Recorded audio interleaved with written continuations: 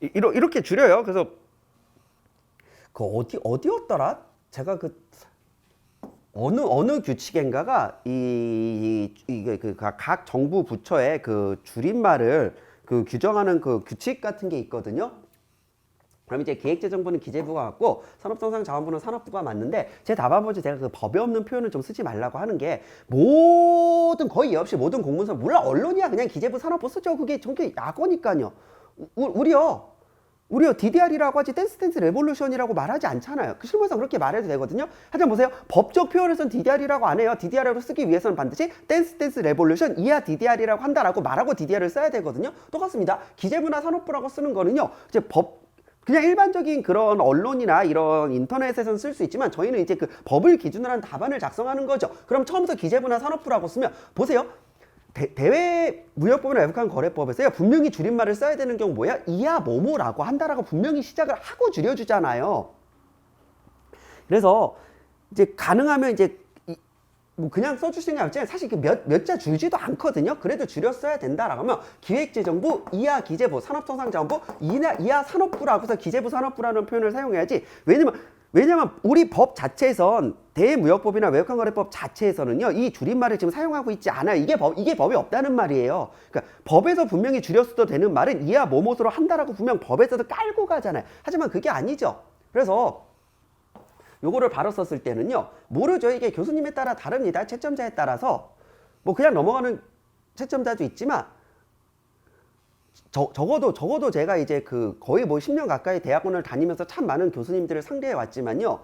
그러니까 그게 제일 위험합니다. 우리 교수님은 괜찮다고 했는데요.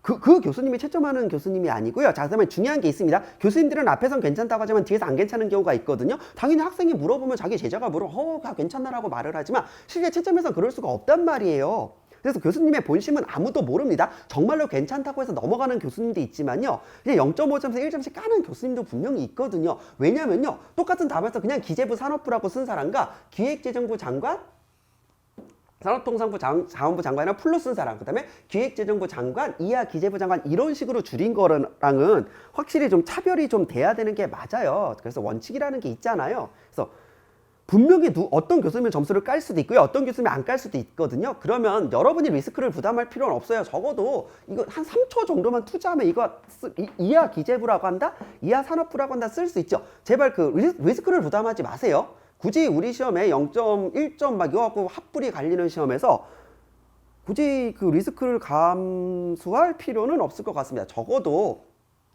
이제 그 산업인력공단이 여기서 줄여 써도 된다라고 명시적으로 공지를 하고 줄여 쓰는 것에 대해 감점을 주는 교수님들에 대해서는 뭔가 그 조사를 하겠습니다라고 명백히 선언을 하지 않는 한 우리는 도박하는 거 아닙니다. 항상 그 보수적으로 접근을 좀 하셔야 될 것 같습니다. 아니 이렇게 언론은 줄여 쓰는데 왜 저는 안 되냐고 했을 때 안 되는 거 아니에요. 틀린 건 아니죠. 하지만 과연 그 채점하는 교수님이 그것을 용인할지에 대해서는 저는 장담할 수 없습니다. 적어도 제가 아는 교수님 중에 그냥 넘어가는 교수님도 있지만 이걸 굉장히 불편하게 생각하는 교수님도 있고요. 그리고 줄일 거면 어차피 산업부와 기재부가 맞습니다.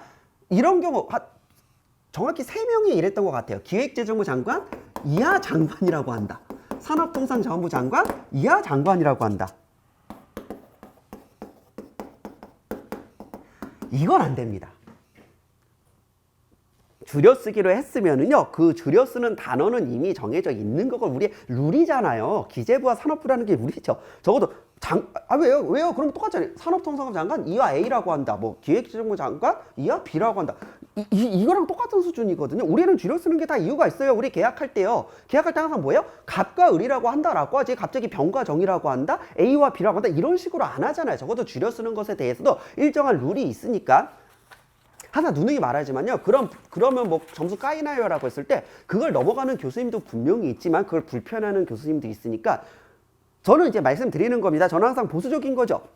저는 절대 100% 괜찮다고 말을 안 해요. 그리고 100% 괜찮은 게 아니면은 보수적으로 접근하는 게 맞습니다. 적어도 보편 타당하게 그냥 남들과 동일하게 그다음에 안전하게 해주시는 게 가장 좋을 것 같습니다.